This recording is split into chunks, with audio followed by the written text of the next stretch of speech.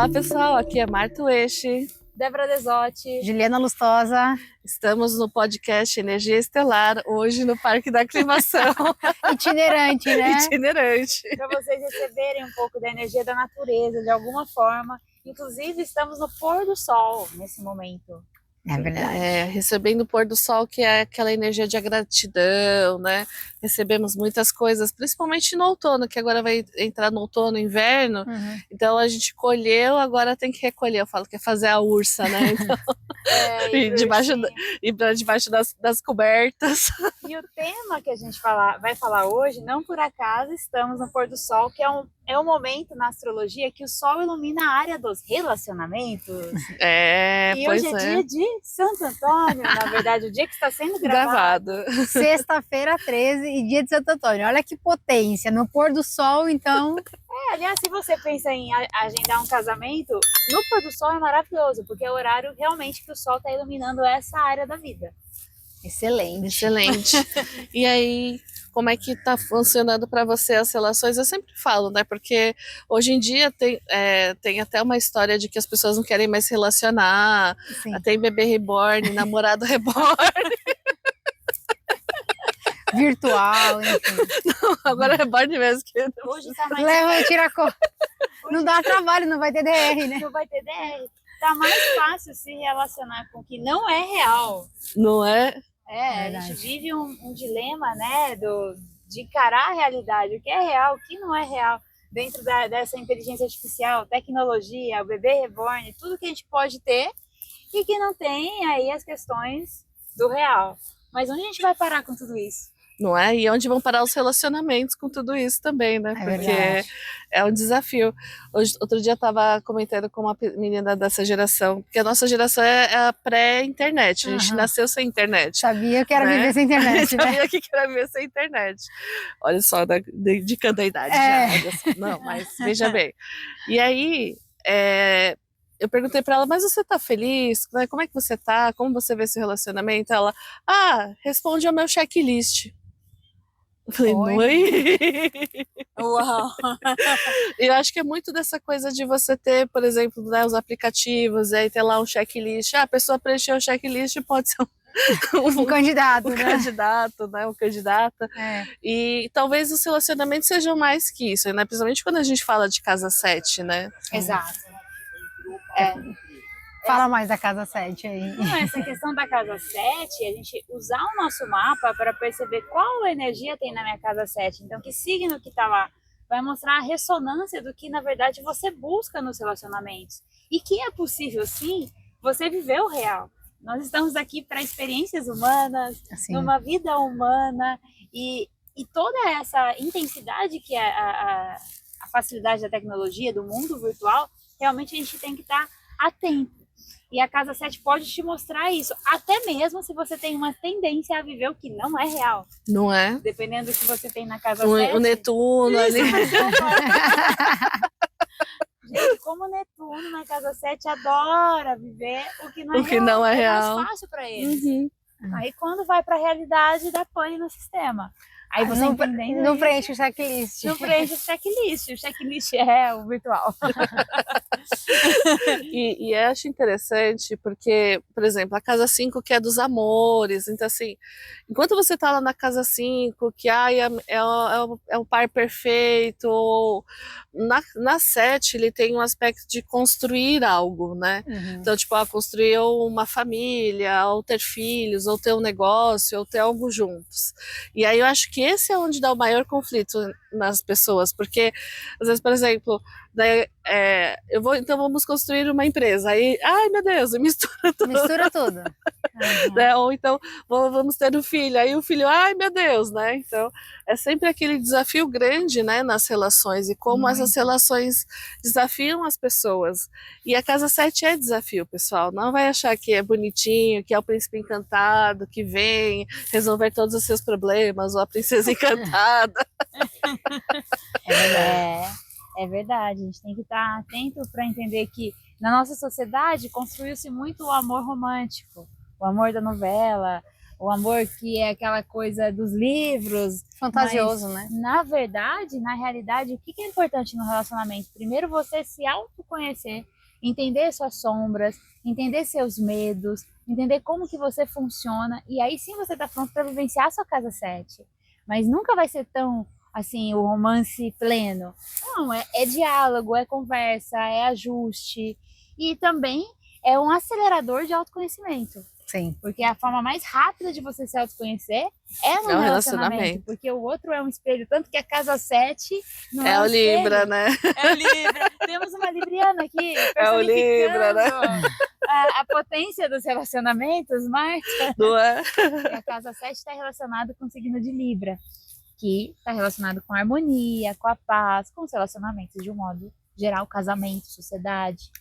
Né? Ou no inverso dele, que são os inimigos declarados. Porque os ocultos estão lá na casa 12. Os outros estão na 12. Agora, tipo, os declarados, que você fica, né, mexe tanto com você que aquilo que viera um amor tão nananã, vira tipo, uma briga gigantesca. É aquele lance, né? Da igreja pro advogado, né? É muito isso.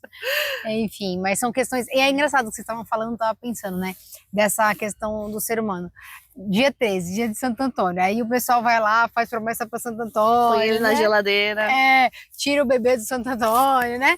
Aí beleza, fez tudo. Aí chega o ser de luz, né? Ali que aí só dá B.O. Aí você fala, porra, e agora o que a gente faz, né, Santo Antônio? Aí é culpa do Santo Antônio. O Santo Antônio numa dessa resolve. A pessoa pediu para Santo Antônio. Como que é esse diálogo com Santo Antônio? Eu tô aqui pensando com os meus botões. Eu acho que o santo fez a parte dele, né? Você que talvez tenha que entender o que você atraiu para você.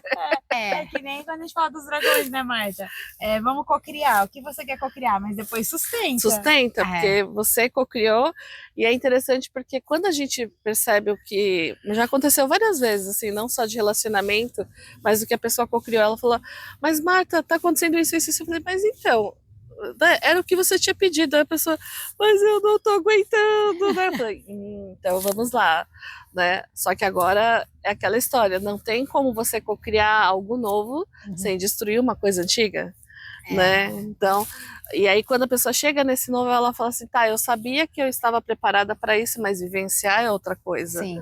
Né? Então eu falo que a diferença é entre conhecer e saber. Né? Eu conheço, eu tenho uma ideia do que pode ser. Agora eu sei quando eu vivencio. É verdade. E é interessante, é aquele meme, né? Expectativa e realidade, né? Aí, tipo, a expectativa. Aí a pessoa não é muito, sei lá, não fala direito ali, né? O que ela quer na expectativa. E aí, quando vem a realidade, enfim, é um pouco diferente. E aí eu acho que tem esse ponto da gente saber também que por mais que a gente faça, né, o checklist, ou enfim, né, isso até falando um pouco do trabalho que a gente faz, já atendi várias pessoas que o objetivo na mentoria ou no processo de coach era ter um relacionamento. E era muito engraçado. Eu falava, você tem clareza do que você quer? Tem. Aí vinha lá, né, o checklist, era mesmo, né, os aspectos ali, as características e tal. E aí depois, quando começava a conviver, aí vinha, e eu falei, mas sempre vem o desafio e faz parte da vida. Faz parte da vida. Eu desenhei o plano perfeito. A pessoa, aí tipo, chega uma hora e fala, mas não tem graça. Por quê? Porque a pessoa também não te estimula. Então, gente, atenção, porque vai ter desafio de qualquer forma, né? Exatamente. E é perceber que toda vez que você entra num relacionamento, digamos que você fez tudo certinho, o checklist, impecabilidade de intenção, porque se você tá buscando um relacionamento, tem que abrir seus receptores e o que eu escolho mesmo no relacionamento.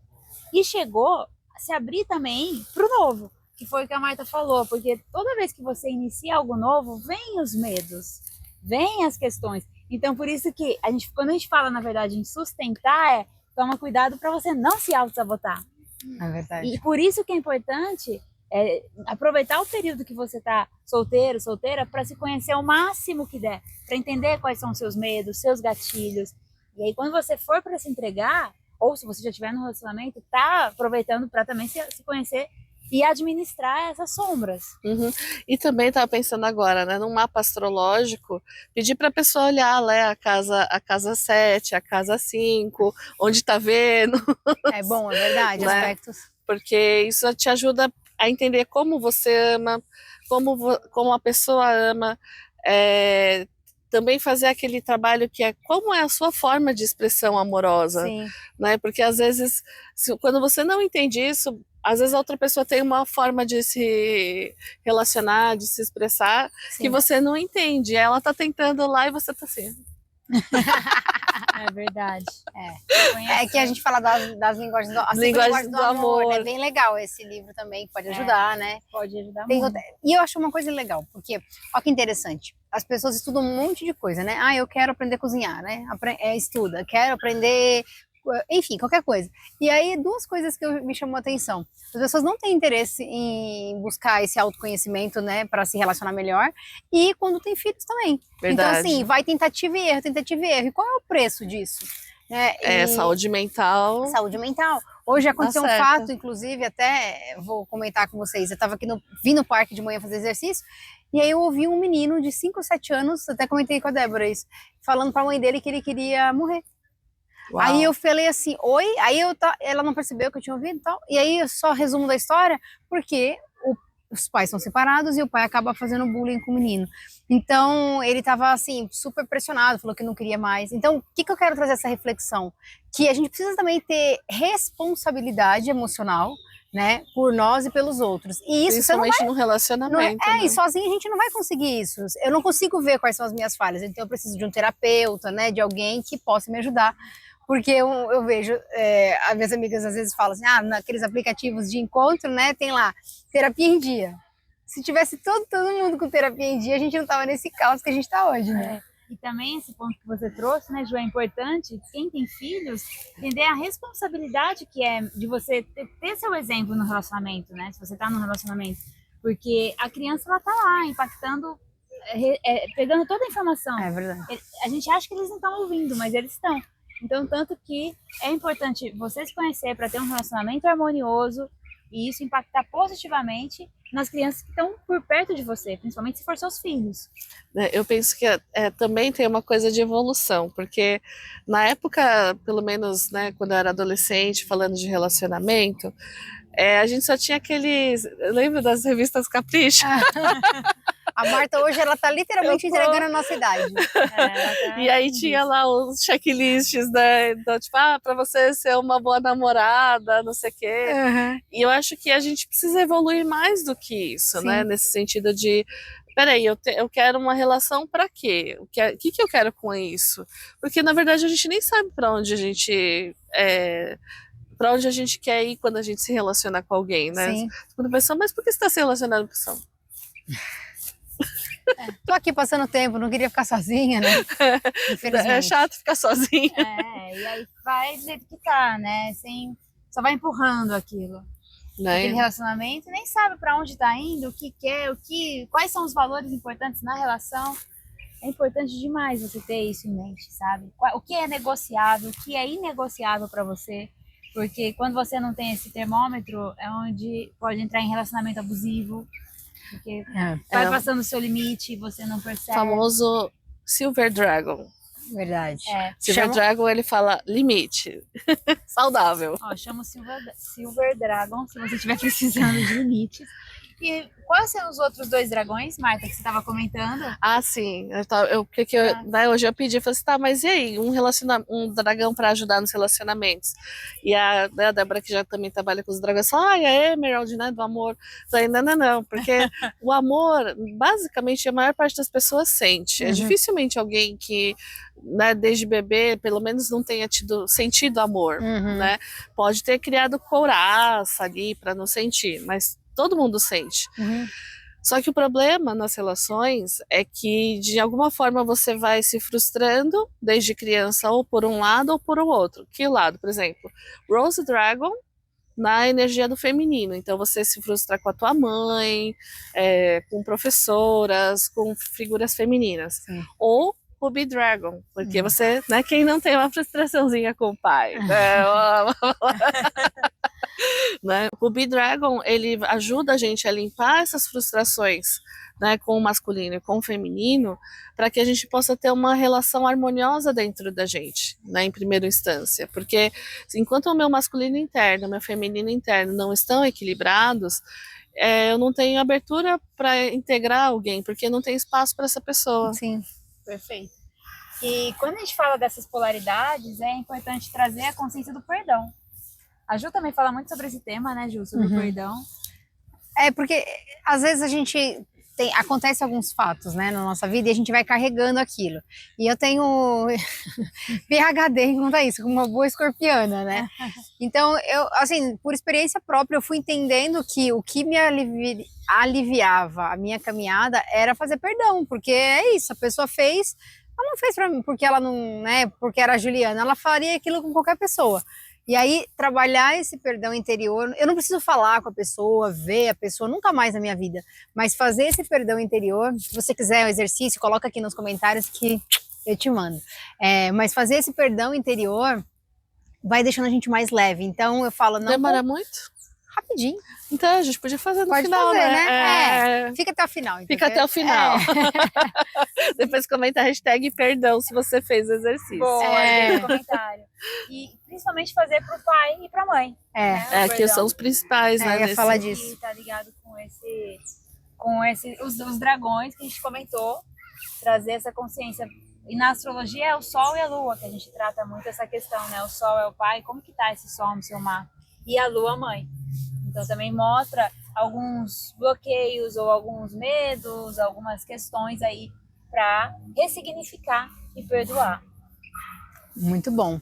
E aí eu queria causar um pouco aqui, né? Já que a gente tá gravando um podcast diferente, no parque, vocês vão ver que tem gente passando atrás, pode ser que mesmo com o microfone pegue áudio, e tá tudo bem, tá, gente? A vida é assim.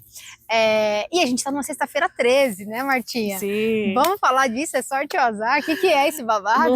Não, então, eu fui pesquisar o sexta-feira 13, né? E aí, na verdade, não existe um início de onde tudo começou. Tá. Mas existe o que a gente sabe que foi o que foi massificado, que foram os filmes da sexta-feira 13. Tá vendo? Uma ficção que trouxe... E aí vai trazendo essa consciência. Porque se você for pensar, sexta-feira é dia de Vênus, é um dia positivo. Sim. Né, para você trazer amor, para você trazer dinheiro. E 13, na carta do tarô, é a carta da morte. Então é a carta onde você fala assim, gente, eu não quero mais isso, chega, acabou. Vamos para a próxima. Sim. Né? Então não é que acabou e morreu e fim de papo. Não, é aquele fim que você precisa dar para receber um novo começo. Sim. Então, imagina num dia de Vênus, você limpar tudo aquilo que você precisa limpar para trazer as coisas que você precisa trazer. Né? E aí eu brinquei no Instagram que eu pus lá o gatinho preto e o Black Dragon. Que é para você entender que sexta-feira 13 é um dia de força, né? Um dia para você trazer as suas forças, para você sair. O Black, ele ajuda você a sair dos julgamentos, e elas hoje estão de Black aqui. Eu tô de verdade. Verdade. Né? E para você sair desse medo dos julgamentos, né? Medo, né, às vezes, do julgamento que você recebeu da infância, dos seus pais, das outras pessoas. Porque no fundo, na verdade, ninguém tá nem aí, sabe? E aí você não fez e passou o que você tinha que fazer. Então, o Black, ele fala, vai, né? Então eu instituí que dia 13 é dia do Black Dragon, que é dia da força. Boa! Aí, ó. Então, como você vai assistir esse podcast depois dessa sexta-feira 13, então comenta aí como é que foi essa sexta-feira 13, qual foi sua percepção, se foi um dia de força, se foi um dia que você colocou limites, né, como a Marta trouxe. A gente gosta de saber o que está acontecendo, né? E um momento aí para ressignificar mais um ponto, porque você vê, tanto que tem julgamentos, né? Sexta-feira 13, nossa, vai acontecer alguma coisa. Não, tanto que pode ser muito positiva sexta-feira 13.